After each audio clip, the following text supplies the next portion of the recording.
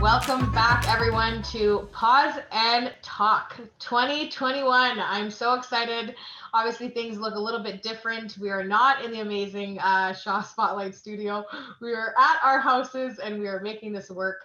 Today, I am so excited to be joined by the lovely Robin Ratz, who started a foundation and a rescue and just an animal sanctuary basically. And I'm so excited to learn more, and I'm so excited for you guys to learn more because me and Robin go way back, and we have been friends for a long time. And when we get to talk about animals, I think we kind of lose track of time here. So we're gonna get right into it. So welcome, Robin. Thank you so much for joining us today. Who's your little guest on your desk over there? This is Simba. Simba's my oldest kitty. He's so cute. He's mine. I love ginger cats. As you guys know, I have my ginger and he is my life and they're so sweet. So Robin, let's just talk and let's just get right into it. What made you start this organization? There's a couple of reasons. First of all, there was a need in the community. There's always phone calls about people saying, women are in a shelter and they can't take their pets, or so then they're not willing to leave, or someone ends up in the hospital and they have no family to care for their pets. So then they have to surrender their pets. And I guess part of it came from my own dad being in the hospital and him having so much hope. All he wanted to do was get back to his cat. And I think that's what our animals provide for us is hope. And I just don't want to take that away from anybody. So if there is a situation, so if people are in the hospital, or if they're sick and they can't tend to their animals, so people can contact you. Like, kind of tell me about exactly what I guess you do. So I've set my name out with many people. So the mental health, I've worked with the hospital, I've worked with Vickers, which is through the police services. I've worked with Faye Peterson. And Oh, wow. So what happens is if they have someone in need, they'll contact me either themselves or one of the staff will contact me and I will bring their animal in and care for it either in my own home or in a foster home until such time that their situation has changed. So basically they're in a temporary crisis situation. They just need a little bit of help and then they can have their animal back. Oh, wow.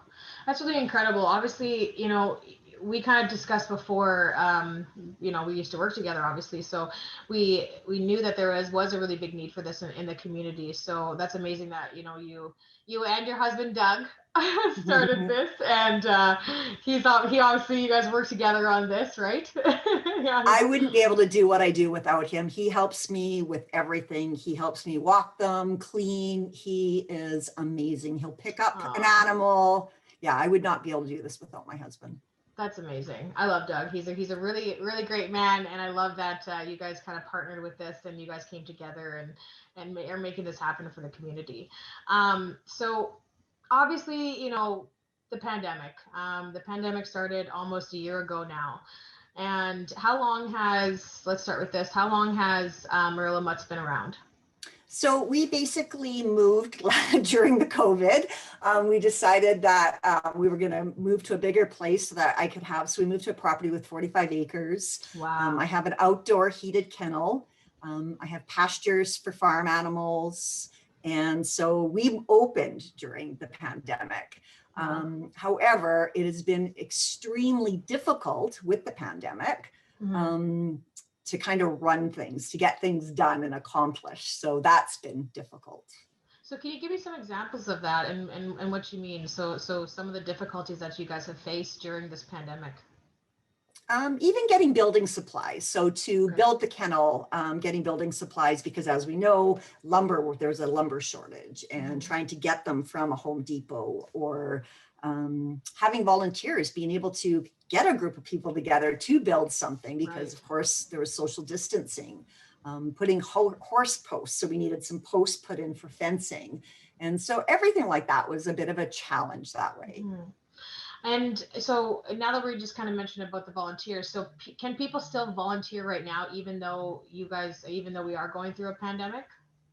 Yes, so because animals are still allowed to be exercised, which of Mhm. course they need, I have volunteers come and they'll phone me ahead of time, and I'll Mhm. put one of the dogs out in the side yard and they have their own leash. They grab the dog, they take it for a walk, they return it to the side yard, and then I deal with the dog. So we've had zero contact. Oh wow, so you really have a great system and a safe system, which I think is really Yes. key. So how can people volunteer if they are interested in volunteering for you? Well, we have a website. That's one of our social media things is we do have our own website and has a forum for volunteering, and it tells us what you'd like to do. What's your age? What kind of things do you like to do? Normally it's nice when we have people and they're able to socialize with the puppies and those kind of things. Obviously that's not the case right now, but we still can have people, like I said, walk animals, or if you want to come and you have horse skills, you can come and groom one of the horses.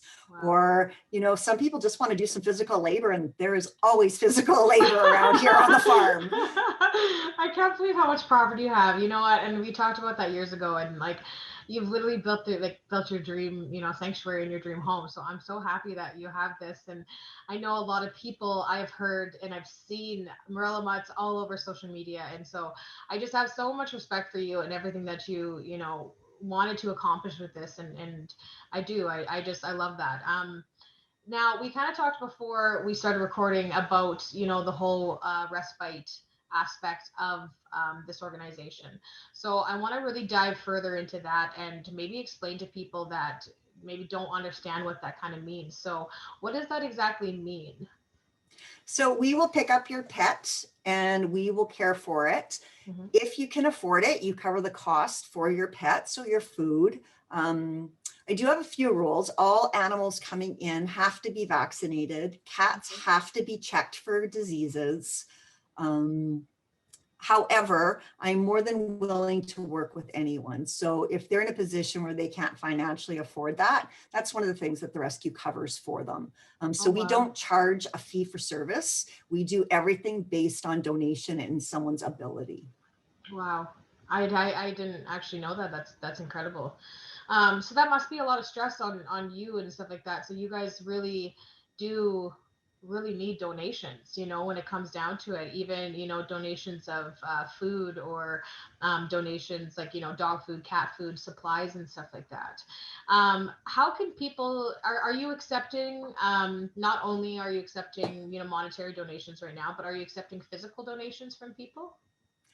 Right now, it's again that challenging position. But Mhm. like for example, we have a pig in rescue right now, a potbelly pig, and so people are dropping off some fruits and vegetables for him. They just leave them on my side, which is nice. So That's he's so getting cute. some. He's getting to be spoiled a little bit.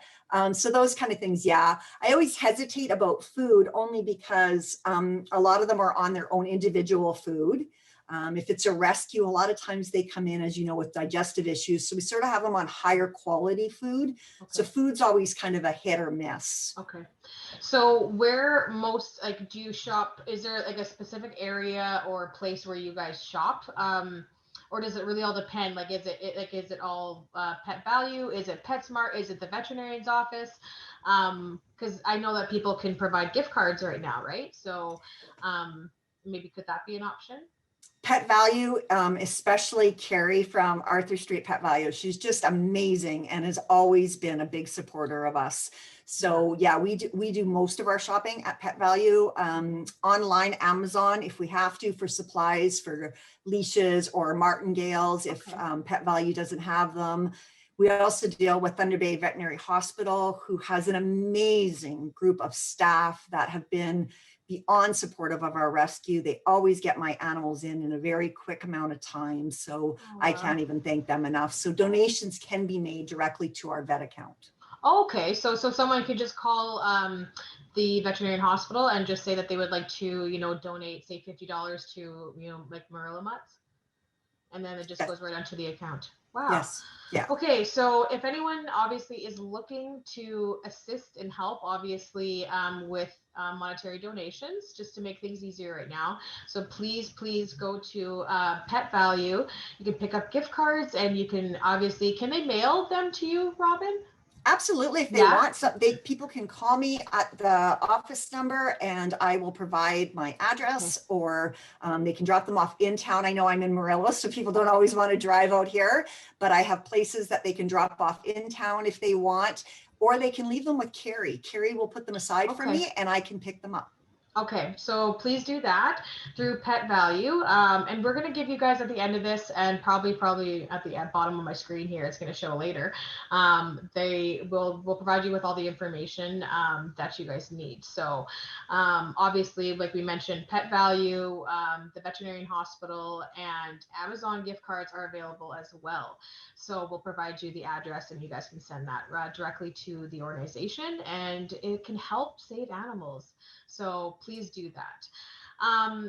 So obviously with the pandemic, things have changed with community events, and oh, I miss events. I do. I miss events. I miss That's seeing because you were people. great at planning them. Thank you. I miss them so much. You know what I was thinking? I was saying the other day, I said, I forgot about shags. Like I miss like shags and like, fundraisers. And I'm like, oh my Lanta, it's been a long time. So I kind of forgot about them for a year. It's been weird. So do you have like, I guess, any events planned, or have you done events in the past, and how did that work? So we actually were able to do a fall event and it was amazing. We had food for sale and we had rescue rocks here and people were able to come and see the animals. And we did have 10 puppies at the time. It Also turned out to Dookie. be an amazing event, which we're hoping to go ahead this fall again and have another one. We also did recipes in a jar, which was an amazing event because we were able to help Dewdrop In as well. So everything that we were able to get, Dewdrop In was able to get some stuff to feed as well. So Wow. that was great. This month we have a big raffle going. We had a donation of a beautiful wreath and some other products. So we have that. And next month we're doing a Persian fundraiser through Oh, Persian Man. that's So exciting. Oh, that's so look for exciting. purple Persians. Your favorite color. Yeah. That's awesome. So things obviously they're not the same. Things have drastically changed, in all of our lives. But you guys are still making do with what you have, and you're working with what you have. And so I love that, and I commend you for it because life gets so stressful when this happens, right? So if you guys can, please go and follow Murillo Mutts.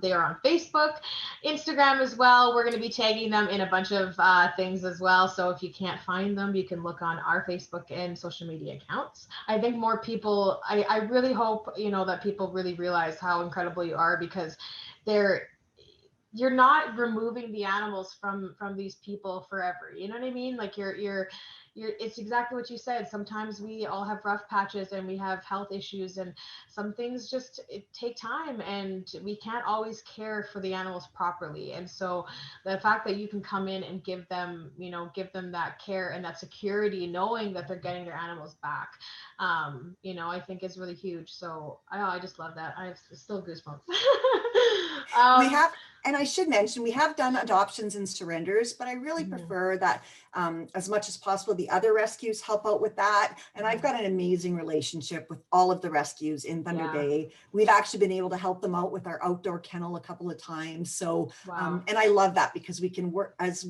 a team. The more we all work together in animal welfare, the more lives we can help. It's a lot easier when everyone works together. Yeah. And that's actually where I was going to go. So with my next question. So you do adoptions, because I have seen that, and you can go on to murillomutts.ca to see the available animals on there. So do you have any animals right now in your care that are available for adoption? I have a couple. So I have an amazing northern dog. His name is Lucky. Oh, He's 7 years old. He's an apricot husky and he is wonderful. He has got beautiful blue eyes. People need to go to my site and check him out. yeah. He is probably he's fantastic. And so he really is looking for a home where he can spend some time outside, some time inside, be loved up, and yeah, he's great. He gets along great with my animals, so he obviously can be in a house with other animals. Mhm. And yeah, Well, that's he's good. That's all. It's always a little bit easier when I truly believe that, like, even with like felines, I know it's very difficult to do like the scent training and the scent swapping and all that, getting them used to it. My two cats hated each other, and now they're obsessed with each other, and I feel like I'm the third wheel 90% of my time in my own house. So it can be done. I think a lot of people just get so scared, they hear the growling and they hear, the barking, and then they just get so almost turned away and shy from it. And it comes down to humane education, right? So it's not always that the dogs hate each other and they're aggressive and all that kind of stuff. And I think people really need to hear that, right? So um People need to go slow. Introducing animals yes. is a very slow process. It's not something Yeah. that can happen just, on the spot. We need to do things slow and in a certain Mhm. pattern that works Yes. best for animals. And not everything works for every animal, as you know. So Yep. we have to think about that. We have to consider them each individuals Mhm. and work within that. And again, I'm learning as I go, because I take in every animal. I'll take in reptiles, I'll take in birds. As I said, I have a pig, we have horses. So we will take in anything that needs to be housed. Mhm. So a lot of it's learning, because I've not worked with every animal before. So, Mhm. learning what birds need. And we had Yeah. a little toad in Oh my respite gosh. this last year. And thank goodness I have a lady on my board, Faith, and she does amazing with exotics. Oh, well, that's good. That's good that you have that support. So you mentioned the one dog that you have right now. What we can do is actually put pictures up on the screen. We are pretty highly technical here through Shaw Spotlight.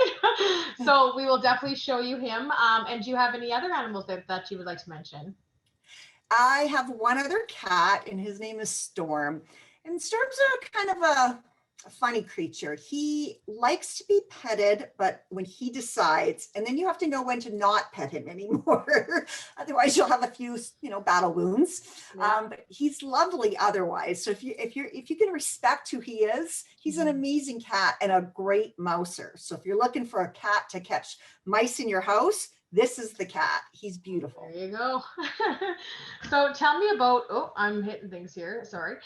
Tell me about the adoption process. So say if these, our community sees pictures of these animals, they want to learn more, and they are interested in potentially adopting. How does your adoption process work? So again, we have a form on our website if people can complete that. And I think that's really important to mention, that I get sometimes a dozen applications for one dog. And if you aren't accepted, it's not always that you weren't a good application. It's just I have to pick what I consider to be the ideal home for that animal. And sometimes, whether it be this particular house had no young kids, and I know this dog tends to jump, and so those kind of things. So we consider Mhm. all factors when we're trying to rehome dogs, Mhm. because we want it to be a forever home. Yeah, I think a lot of people they get discouraged. I actually applied for a dog this year. I wasn't expecting it, but it just happened, and I applied for a dog this year, and I didn't hear anything back from it, and I was heartbroken. I was like, I know what I'm doing. I have the experience. And you know what? I truly believe that things happen for a reason, because our family got hit with a lot of major loss this year, and I just wouldn't have been able to properly, care. I probably would have had to call Robin. So I think that I don't want people to get discouraged. That if you are applying for an animal, it does take time, and it's not always about the looks. And I think that that's also very important to express to people. Puppies are cute, but puppies grow up and they get bigger. And so I think, I always like to reiterate that to people, is that, you gotta make sure you're adopting for the right reasons, because they're going to be around for, 10 to 20 years, some animals. My cat is And 14. I don't have any rules as far as, you must have a fence, or you must have this, you must have. I take each case as it comes, and I take each adopter application as it comes. Mhm. I've had people say, oh, well, I live in Armstrong, will you adopt me? Well, yeah, of course, if your Yeah. application's good and meets the needs. And yeah, so I want people to know that there is no bias when you're coming in. Mhm. We're taking each person as they come, and we're not here to judge. We're here to just place a dog animal together if we have to. Like I said, ideally I want dogs and cats and horses to go back to their homes. But Yes. if that can't happen, then we want them the next home to be the forever home. So I'm a little bit more particular. Yeah. And I think that is very respectful and fair, Robin.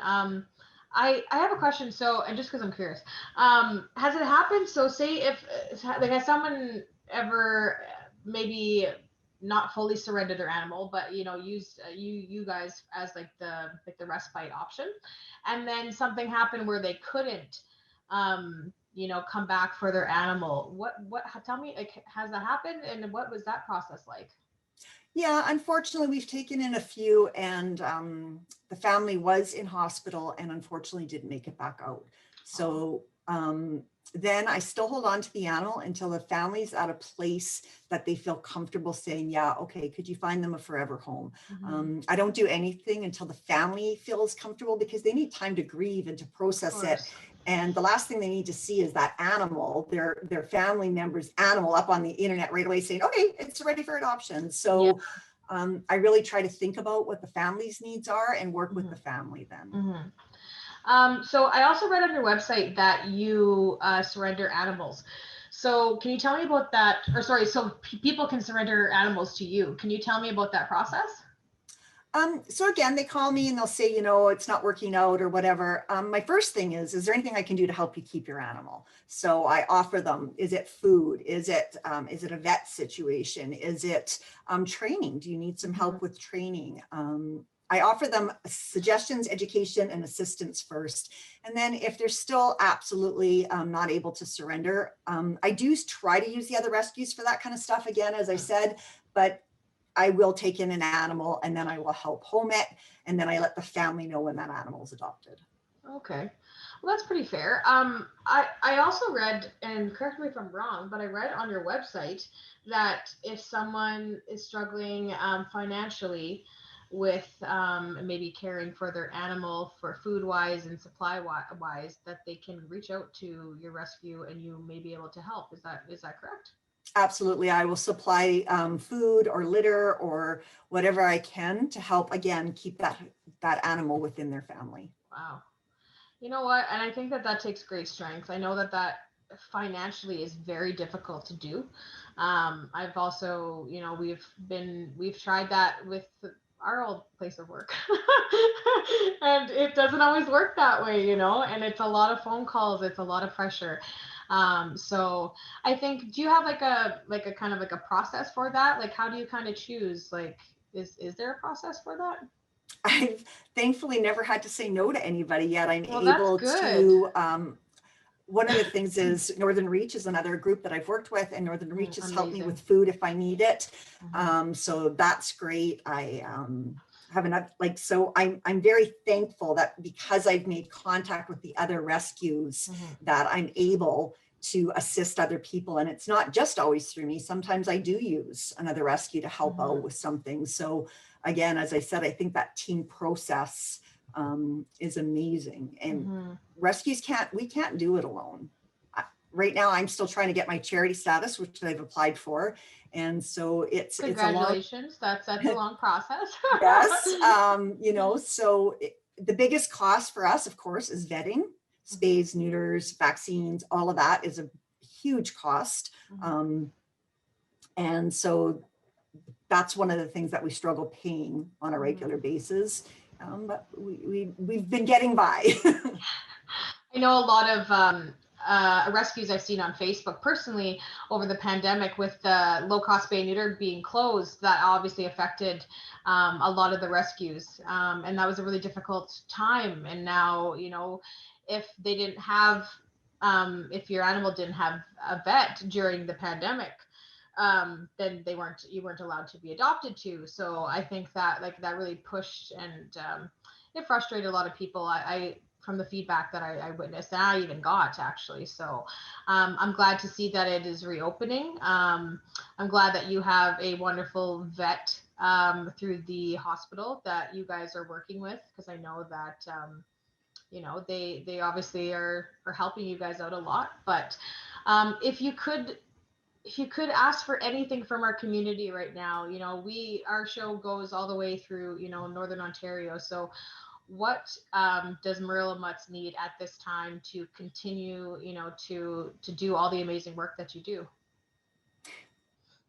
Right now, because we're the only place that does this in all of Northern Ontario, we need some support, and most of it is unfortunately financial. In order for us to be able to continue to help people, we would take monthly donations, large donations.